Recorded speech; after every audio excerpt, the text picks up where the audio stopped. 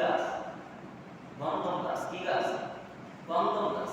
যেই গাছের নাম ফুলের ফলের নাম হলো গন্ধম ফল। কি ফল? আদম রে তুমি খবরদার গাছের ধারে কাছে যাও না আদম। যদি তুমি যাও তাহলে তুমি জান্নাতের কাতারে অন্তর্ভুক্ত হয়ে যাবে আদম। সুতরাং তুমি এই গাছের ধারে কাছে যেও না আদম। আদম রে তুমি যদি যাও তাহলে জান্নাতের অন্তর্ভুক্ত হয়ে যাবে।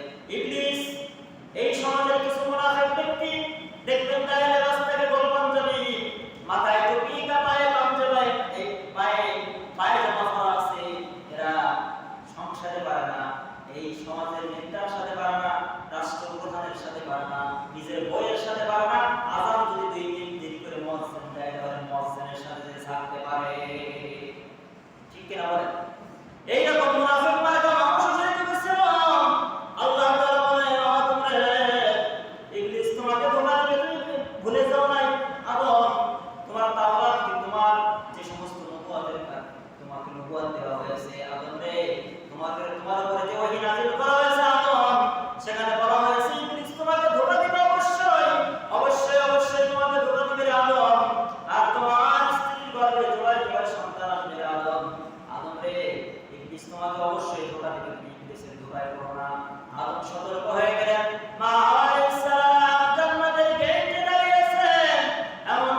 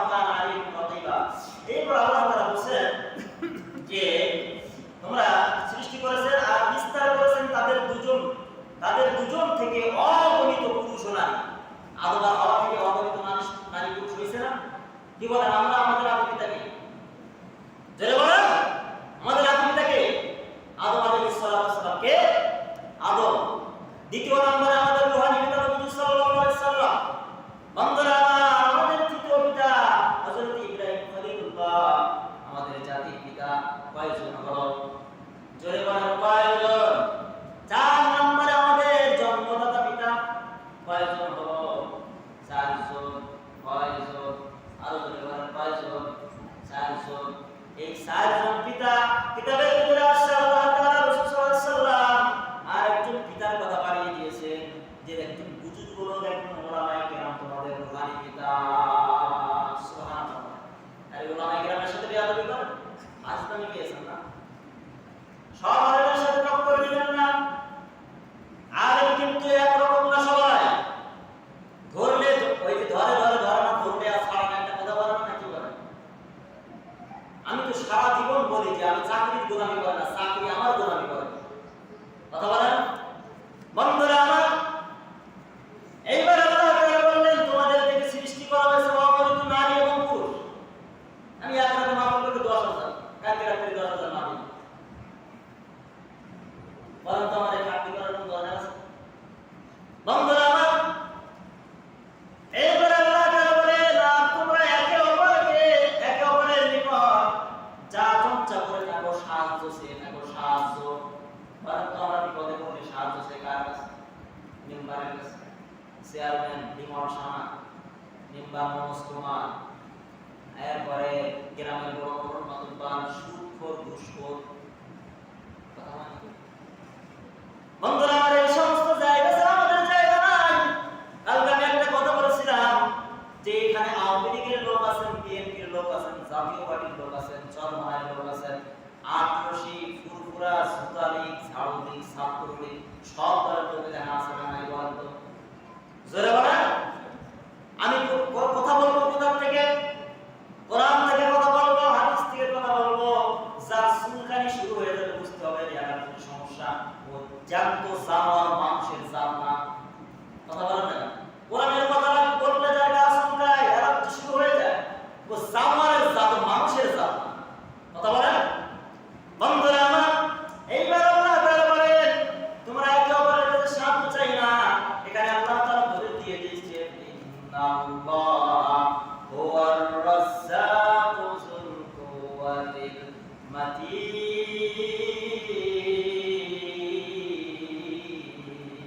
জোরে বলেন আল্লাহু আকবার। আর জোরে বলেন আল্লাহু আকবার।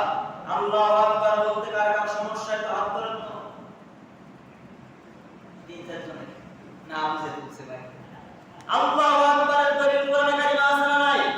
মুসলমানরা বাতিলের বিরুদ্ধে একমাত্র হাতিয়ার হলো আল্লাহু আকবার। আল্লাহ তাআলা জানিয়ে দিলেন, ওয়া রাব্বাকা ফাকাব্বির। তোমরা তাকবীর দাও কার নামে? রবের নামে। কার নামে? সৃষ্টিকর্তার নামে তাকবীর চলবে। এই তাকবীরের বিরুদ্ধে যারা কথা বলবে, ও হলো জন্মগত সমস্যা, ত্রুটি আছে জন্মে, ও হয় বেজন্মা, না হয় তোমার। ঠিক কিনা বলেন বন্ধুরা আমার? এর জন্য কোরআনে কারিমে তেলাওয়াতের সাথে সাথে মুসলমানদের ঈমান বেড়ে যায়। যাদাতুহুম ঈমানান ওয়া আলা রাব্বিহিম ইয়াতাওয়াক্কালুন। মুসলমানদের সামনে যখন কোরআনে কারিমের আয়াত তেলাওয়াত হয়, তখন মুসলমানদের ঈমান বেড়ে যায়, তাজা হয়ে যায়। সাথে সাথে মুসলমানদের কণ্ঠে একটা উচ্চারণ হয়ে যায়, সেই উচ্চারণটা হলো আল্লাহু আকবার। জোরে বলেন আল্লাহু আকবার। বন্ধুরা আমার, এবং বলছেন, এবং আত্মীয় স্বজনের ব্যাপারে সতর্কতা অবলম্বন করো। আত্মীয় স্বজনদের ব্যাপারে আমাদের এরকম আত্মীয় স্বজন আছে, বোনের কাছে জমি পায় ভাই, কার কাছে? এই কথা বলেন, এই সাইডে ঘুমাচ্ছেন নাকি? বোনের কাছে জমি পায় কে? ভাই। আচ্ছা, এই ভাই ছাত্রলীগের সভাপতি, কোন দিকে? না মনে করেন প্রজন্ম লীগ, এখন তো জুতা লীগও বাইরে গেছে, ঠিক না? জুতার গায়ে দেখছে বাংলাদেশ আওয়ামী লীগ। কিসের গায়ে? জুতার পরেও দেখছে বাংলাদেশ আওয়ামী লীগ। বন্ধুরা আমার, এই বাংলাদেশ আওয়ামী লীগ, এই আওয়ামী লীগের সভাপতিকে তার ভাই বোন গেছে, ভাই তোমার কাছে জমি পাবো, আমার বাপ তো মারা গেছে এখান থেকে 3-4 বছর আগে, সুতরাং তুমি আমার জমিটা ফেরত দাও ভাই। বোনকে বলতেছে, ভাই বলতেছে, আমি কোন দ্বারা সম্মতি তুই এখন জানিস নেই, তোর এখন কিন্তু অ্যাটাক করাই দিতে পারি না, সাড়ো পিটা করে বাড়ি থেকে বের করে দিব, আমার নাম্বারটা কাজে লাগবে।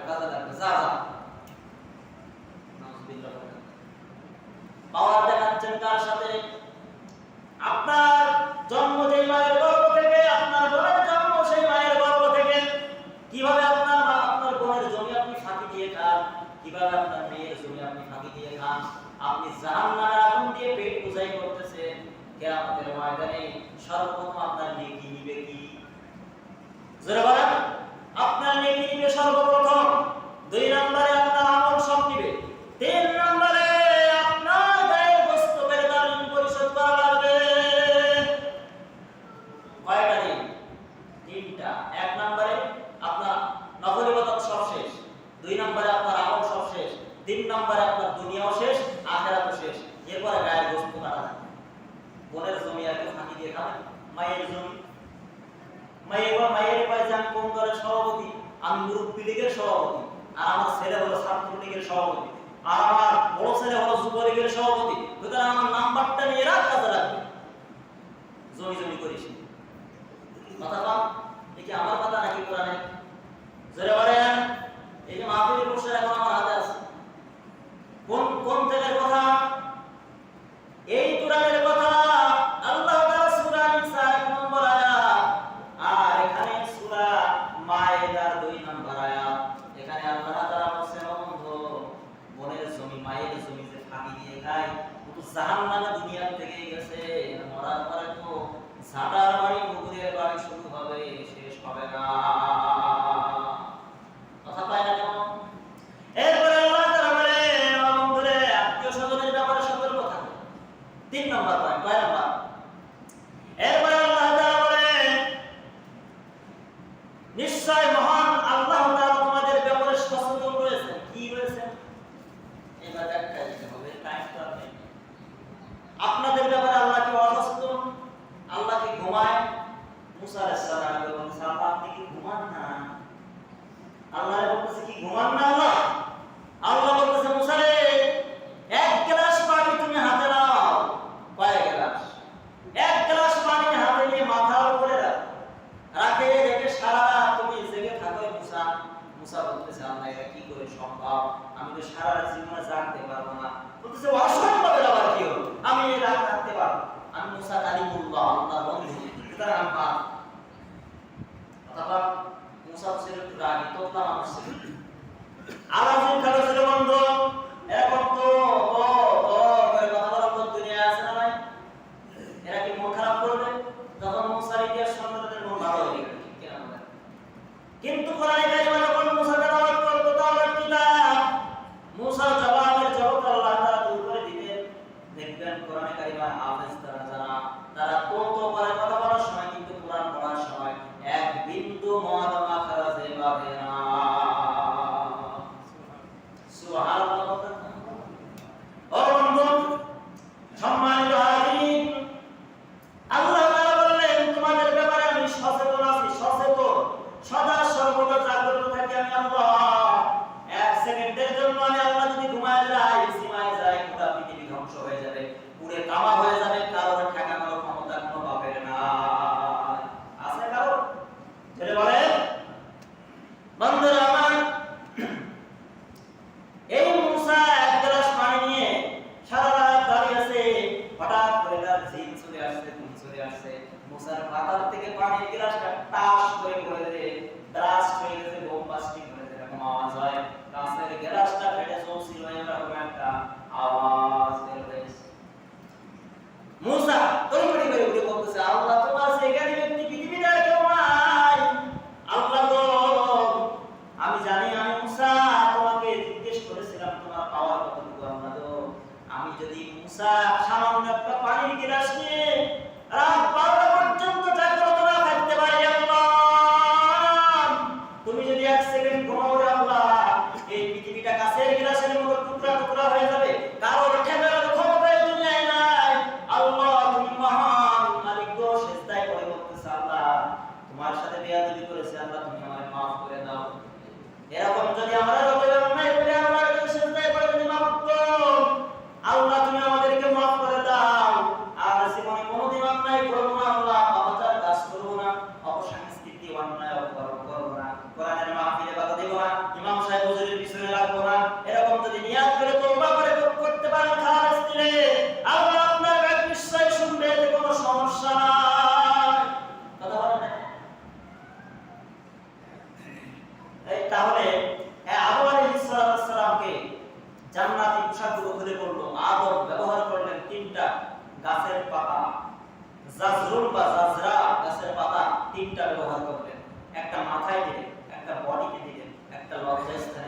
কয়টা? জোরে বলেন কয়টা? আরো জোরে কয়টা? তিনটা। আদমকে তিনটা পাতা ওরা দিলেন। আদম রে, তোমার যদি আমি পাতা খাওয়ার শক্তি না দিতাম আদম, তোমার বাবার ক্ষমতা ছিল না তুমি এই পাতা ব্যবহার করবা। জাজরুম গাছের পাতা যারা দেখছেন মক্কা মদিনায়, এই জাজরুম গাছের পাতা আপনার গায়ে লাগলে চুলকান শুরু হয়ে যাবে, এতে কোনো সন্দেহ না। মুসা আদম আলাইহিস সালাম এই জাজরুম গাছের পাতা পড়লেন, এক বিন্দু চুলকালো না। হযরত হাওয়া আলাইহিস সালাম সম্পূর্ণ উলঙ্গ। বেহেশতের ভিতরে কি উলঙ্গ মানুষ থাকে নাকি? উলঙ্গ। এই অবস্থাতে আল্লাহ তাআলা তাকে 5টা পাতার ব্যবস্থা করে দিলেন। এই 5টা পাতা তিনি লজ্জাস্থান ঢাকলেন। এজন্য পুরুষ ব্যক্তি যখন মারা যায় তখন আমরা কয়টা কাফনের কাপড় ব্যবহার করি? কয়টা? আরো জোরে কয়টা? জোরে বলেন কয়টা? তাহলে কাফনের কাপড়ের প্রতিষ্ঠাতা কে? হ্যাঁ, আদম আলাইহিস সালাম কে? এরা আল্লাহর হুকুমে তো করছে, আদম তো প্রতিষ্ঠাতা। কি বলেন? আদম যদি ব্যবহার না করতো আমরা পাইতাম কোথায়? এই নিয়ম আমরা পাইতাম কোথায়? আদম 3টা পাতা দিয়ে তার ইজ্জত পালন করলেন, 3টা কাফনের কাপড় পুরুষ মারা গেল। হাওয়া আলাইহিস সালাম 5টা পাতা দিয়ে তার ইজ্জত পালন করলেন, 5টা কাপড় ব্যবহার করতে মহিলা মারা গেল। যেটা বলেন মহিলা মারা গেলে গলা পর্যন্ত রক্ত করতে হবে, একদম নাউজুবিল্লাহ আস্তাগফিরুল্লাহ। একটা মানুষ মারা গেলে অতটুকু রক্ত আপনি কবরে করবেন যতটুকু রক্ত করলে লাশটা ভালো থাকে। কোন মাজা গলা কোন রক্তর কোন নিয়মই নাই কোরআন আছে। যতটুকু রক্ত করলে লাশটা ভালো থাকে, পচে গলে না, সে আদম করে নিতে পারে না, ততটুকু রক্ত করবে। সেটা মাজা পর্যন্ত হোক, গলার উপরে হোক, এটা কোনো বিষয় না। গন্ধ যেন না আসে। বন্ধুরা, এই হলো হযরত আদম আলাইহিস সালামের শিক্ষা। হজের প্রতিষ্ঠাতা হলো ইব্রাহিম আলাইহিস সালাম, হজের প্রতিষ্ঠাতা হলো আদম আলাইহিস সালাম। আদম আলাইহিস সালামকে আল্লাহ তাআলা দুনিয়ায় পাঠিয়ে দিলেন। যা আদম, তোকে দুনিয়ায় পাঠিয়ে দিলাম। ইবলিসকেও দুনিয়ায় পাঠিয়ে দিলেন। ইবলিস বললেন, আল্লাহ রে, সংক্ষেপে সেরে দিচ্ছি, 2 মিনিট বা 2 মিনিট সময় চালান। বুঝলাম ভাই? 2 মিনিট সময়, 2 মিনিটের ভিতরে আমি সেরে দিচ্ছি। 2 মিনিট। হযরত আদম আলাইহিস সালামকে আল্লাহ তাআলা নামায় দিলেন এই আপনার শ্রীলঙ্কার সিংহল শহরে, হাওয়া আলাইহিস সালামকে নামায় দিলেন মদিনার জিদ্দা শহরে। এই দুইজন যখন দুনিয়ায় আসলেন, দুইজন কান্নাকাটি করতে করতে এক পর্যায়ে তাদেরকে দেখা আরাফার ময়দানে। কোথায়? এর বলে আরাফার ময়দানে দেখা। আরাফা শব্দের একটি মিলনস্থল, যেখানে হাজিরা মিলিত হয়, ঠিক না? আরাফার ময়দানে সকল হাজিকে যাওয়া লাগে কিনা? জোরে বলেন। এখানে কান্নাকাটি করতে করতে দুইজনের চোখে রক্ত প্রবাহিত হচ্ছে। হঠাৎ করে দুইজনের দেখা, মা আলাইহিস সালামের চোখ তো কাঁদতে কাঁদতে বন্ধ হয়ে গেছে। আম্মা হযরত আদম আলাইহিস সালামের চোখ বন্ধ হয়ে গেছে। দুইজন এরকম চড়াই চললেন, আন্দাজে কান্নার আওয়াজ শুনে আল্লাহ তাআলা সেদিন থেকে ওই ময়দানটার নাম রাখলেন আরাফার ময়দান। সুবহান। যেখানে মিলন হয়েছে। তাহলে হজের প্রতিষ্ঠাতা কে? মা হাওয়া এবং আদম আলাইহিস সালাম। ভালো করে খেয়াল করবেন। আর এই হজকে পূর্ণরূপে রূপায়িত করেছেন হযরত মুহাম্মদ রাসূলুল্লাহ। সুবহান। আমাদের মুসলমান নাম রাখছে জাতির পিতা ইব্রাহিম। আমাদের জাতির পিতা ইব্রাহিম আলাইহিস সালাম, মিল্লাত আবিকুম ইব্রাহিম, মুসলমান মুসলিম, কোরআনের দলিল সব। এখানে আমাদের মুসলমান নাম রাখছেন তিনি, আল্লাহর অর্ডারে, ঠিক কিনা বলেন? আর আমাদের জাতির পিতা হিসেবে আমরা যদি কাউকে মানি তাহলে ইব্রাহিমকে মানব, কোনো মুজিবাদ না। কথা বলেন? আল্লাহ তাআলা আমাদেরকে আমলের নিয়তে কবুল করে এবং এই অনুযায়ী আমল করার তৌফিক দান করার সাথে আল্লাহুম্মা আমিন। কালকে রাতে আমি মাহফিল করে কবিতা রাখবো। আগের দিন কনফারেন্স করছি বাইতুল মুল কমপ্লেক্স, এখানে ভিডিও আছে, আপনারা দেখবেন। বলেন তো আপনাদের ইমাম সাহেব যদি মাহফিল করে বেড়ায়, আপনাদের সুনাম আছে না নাই? চলে বলেন, আছে না নাই? এজন্য আপনারা প্রোগ্রাম হলে আমাকে একটু ছাড় দিয়েন। হয়তো বা দেখা যায় মানুষ সময় কাবুকে বলে যেতে পারি, সবাইকে নাও বলতে পারি, এরকম ব্যস্ততা হয়ে যেতে পারে। এজন্য আপনারা আমার জন্য দোয়া করবেন যেন আমাদের হুজুরকে আল্লাহ তাআলা ভালো একজন বক্তা বানায়। আল্লাহ তাআলা কবুল করেন। সকালে বলুন আল্লাহুম্মা আমিন।